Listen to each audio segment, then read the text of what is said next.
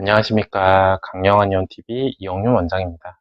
오늘 설명드릴 부분은 의학적인 검사나 영상 검사를 해봤는데 특별한 진단이 되지 않는데 허리는 계속 아픈 그런 요통에 대한 부분인데요. 디스크라든지 협착증도 아니고 천장관절 통증도 아닌 엑스레이나 MRI를 찍어봐도 특별한 게 나오지 않고 그냥 디스크 끼가 좀 있네요. 척추 간격이 좀 좁아졌네요. 라는 정도의 멘트만 듣고 오시는 분들이 있거든요.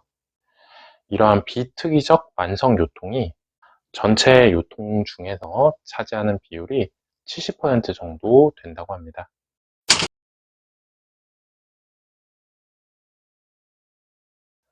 그럼 이러한 만성 요통의 원인은 정확하게 무엇일까요? 대부분은 근육이나 인대의 손상으로 발생한다고 알려져 있고요. 우리가 예를 들어서 디스크로 진단을 받았더라도 이러한 인대나 근육 문제가 같이 동반되는 경우가 많습니다. 디스크만 치료한다고 다 끝나는 게 아니라는 거죠. 이런 경우에 우선 척추가 안정화가 잘 되지 않는 것이 문제고요. 이런 요통 환자들은 허리 근육 중에서 다혈근이 많이 약화되어 있다는 보고가 많습니다.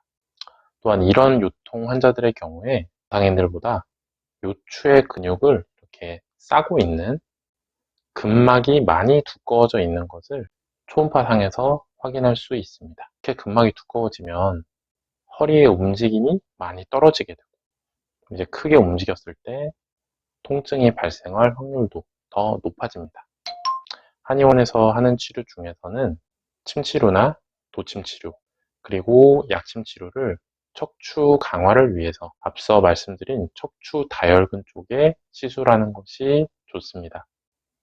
이때 반드시 전기 자극을 같이 해서 근육을 강화시켜주는 작용을 해주는 것이 좋습니다.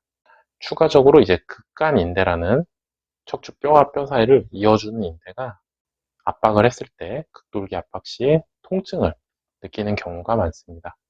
이 극간인대도 침치료나 도침치료를 통해서 유착이 되어 있는 부분을 박리해 주는 게 중요합니다.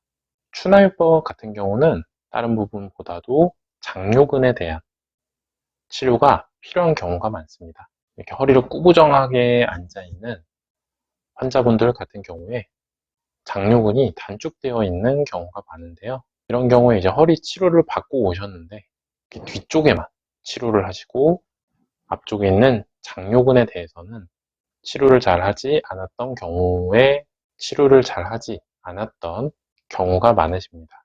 이러한 장요근을 이완하고 골반에 전방 경사가 있다면 이를 교정하는 추나요법을 병행하게 됩니다. 또 요추와 요추 쪽 근육, 가동성을 증가시키는 기법을 함께 적용합니다. 많은 케이스에서 굉장히 오랫동안 지속되던 통증인데 호전이 되는 부분에 대해서 환자분들의 만족도가 굉장히 높은 질환입니다. 또한 이제 단순한 진통을 목적으로 하는 것이 아니라 구조적인, 기능적인 향상을 목표로 하는 치료이기도 합니다.